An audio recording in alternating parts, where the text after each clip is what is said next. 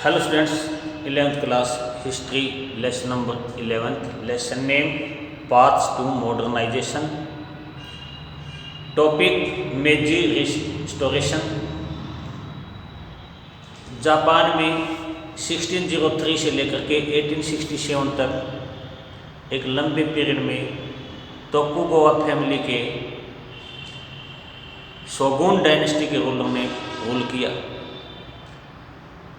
यहाँ पर इन्होंने कुछ रिफॉर्म भी किए, लेकिन लास्ट में आकर के जापान में शोगुन डायनेस्टी के रूलर्स के अगेंस्ट सिविल वार छिड़ गई और 1868 में यहाँ एक बड़ा बदलाव हुआ कि तोकुगावा फैमिली के शोगुन को हटा करके यहाँ पर मेजी डायनेस्टी के रूलर को जापान का रूलर बनाया गया। उनको जापान की कैपिटल एदो लाया गया, जिसे आज हम टोक्यो कहते हैं, और इसके बाद इसका नाम भी चेंज हो गया, एदो को टोक्यो कहा जाने लग गया, जिसका मतलब है ईस्टर्न कैपिटल। इसके बाद जापान के अंदर क्या होता है कि 1853 में कोमोडोर मेथु पेरी जो अमेरिकन है वो आता है। इनके ऊपर कई लोगों के अलग अलग कंसेप्शन हैं। बहुत सारे जैपनीज कहते हैं, बहुत सारे राइटर्स, पोइट्स, फिलोसफर, हिस्टोरियन कहते हैं कि हमें अमेरिका के साथ या यूरोप के साथ हमें कनेक्ट हो जाना चाहिए। हमें वहाँ की कल्चर, वहाँ की एजुकेशन, वहाँ की टेक्निक के बारे में पता चले। लेकिन बहुत सारे लोग इस बात से डरे हुए हैं कि बाहर से आने वालों के साथ कोई कनेक्ट नहीं होना चाहिए इन लोगों के साथ। क्यों? क्योंकि पहले ये ट्रेडर कंपनी बन के आते हैं और उसके बाद ये उस एरिया को, उस कंट्री को अपनी कॉलोनी बना लेते हैं, जैसे ब्रिटेन ने इंडिया को बनाया। उसके बाद यहाँ पर जापान के अंदर कुछ बड़े बदलाव होते हैं, चेंज होते हैं। यहाँ पर हमें क्या देखते हैं, यहाँ पर जो रूलर हैं, मेजी हैं, इन्होंने सबसे पहले क्या किया है कि इन्होंने एक तरह से ये ओथ ली है कि एक प्रॉस्पेरियस कंट्री होना चाहिए, एक बहुत पावरफुल उसकी सेना होनी चाहिए। तो इस तरह यहाँ पर जापान के अंदर डिक्टेटर के साथ जो मिलिट्री है वह डिक्टेटर के अंडर में रहनी चाहिए, और डिक्टेटर को जो है ना किसका सन का डिसेंडेंट माना गया है, यानी भगवान ने इनको जो है ना अर्थ के ऊपर इसलिए उतारा है ताकि ये जापान की पब्लिक पर रूल कर सकें, और बाकी सारी जापान की जो पब्लिक है वो यह डिक्टेटर के अंडर में रहें, इनका कहना माने। तो इस तरह जापान में ये सब कुछ जो ना होता चला गया। यहाँ की ब्यूरोक्रेसी, यहाँ की मिलिट्री जो ना किसके अंडर में आ गई, एक तरह से यहाँ के डिक्टेटर के, यहाँ के रूलर के।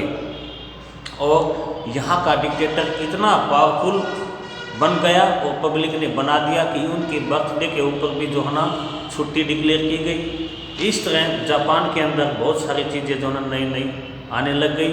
1890 में वहाँ पर एजुकेशन से रिलेटेड कुछ बातें हुई।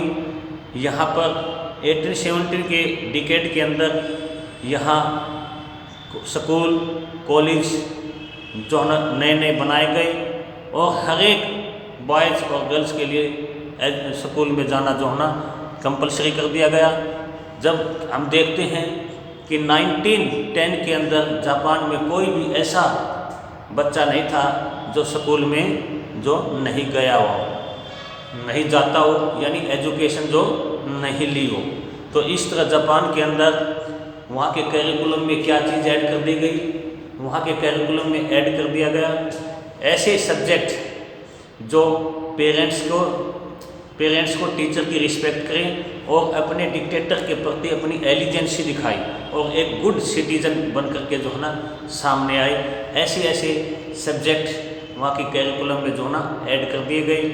इसके साथ साथ बहुत सारी और चीज़ें यहाँ पर रिफॉर्म्स किए गए। उनमें क्या है कि वहाँ के जो विलेज हैं, गांव हैं, उनकी जो बाउंड्री है वो फिर से निश्चित की गई हैं ताकि टैक्स कलेक्शन में कोई दिक्कत न आए।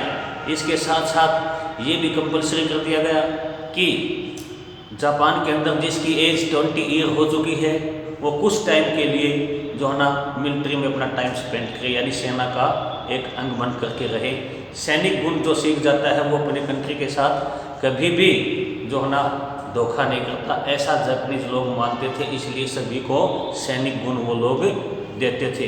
तो इस तरह यहाँ पर इस तरह जो है ना ब्यूरोक्रेसी और सेना को जो है ना डायरेक्ट किसके अंडर में रखा गया, डिक्टेटर के अंडर में रखा गया, यानी वो उसके प्रति जो है ना रिस्पॉन्सिबल हमेशा रहती थी। तो इस तरह जापान में बहुत सारे जो है ना डे बाय डे रिफॉर्म्स होते गए। यहाँ पर कॉन्स्टिट्यूशन की बात चली, कॉन्स्टिट्यूशन बना, बट ब्यूरोक्रेसी और मिलिट्री को कॉन्स्टिट्यूशन से दूर रखा गया। तो इस तरह कुछ टाइम के लिए बाद में भी यहाँ के डेमोक्रेटिक विचार रखने वाले लोगों को एक तरह से रिप्रेस किया गया, कुचला भी गया। और जापान जो है वो एशिया कॉन्टिनेंट के ईस्ट में बहुत सारी कॉलोनी बनाने में भी सफल रहा, यानी जापान अब एक इम्पेरियलिज्म की पॉलिसी एडॉप्ट कर रहा था।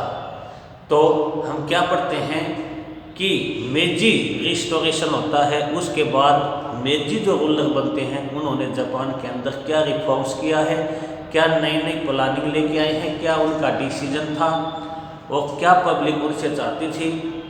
डेमोक्रेटिक विचारों को रखने वालों को एक तरह से दबाया गया है। मिलिट्री और ब्यूरोक्रेसी को यानी नौकरशाही को जो है ना कॉन्स्टिट्यूशन से अलग रखा गया है। इसलिए जापान के अंदर भी डेमोक्रेटिक विचार वाले लोगों को एक तरह से रिप्रेस किया गया है और जापान ने अपनी इम्पेरियलिज्म पावर को जो है शो किया है और जापान ने अपना एम्पायर एशिया कॉन्टिनेंट के ईस्टर्न पार्ट में जो है ना बढ़ाना इसके साथ जो है ना शुरू कर दिया था। इस तरह हम देखते हैं कि मेजियों ने जापान के अंदर किस तरह अपनी पावर को जो है ना दिखाई है, किस तरह अपने नए जो पॉलिसी और डिसीजन वो लेके आए हैं। तो इस तरह आज का अपना टॉपिक मेजी रिस्टोरेशन। मेजी कब रिस्टोरेशन होते हैं, यानी हम रिस्टोरेशन का मतलब क्या है कि कहीं न कहीं मेजी पहले भी रूलर रह चुके हैं, वो अब फिर से वो जो बने हैं 1867-8 में 1867-8।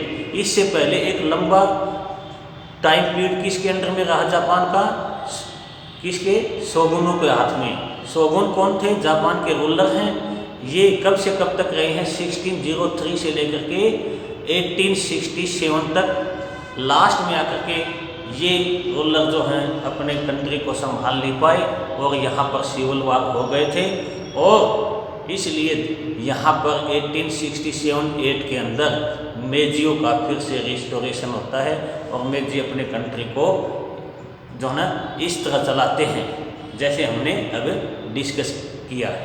ठीक है, ओके, थैंक यू।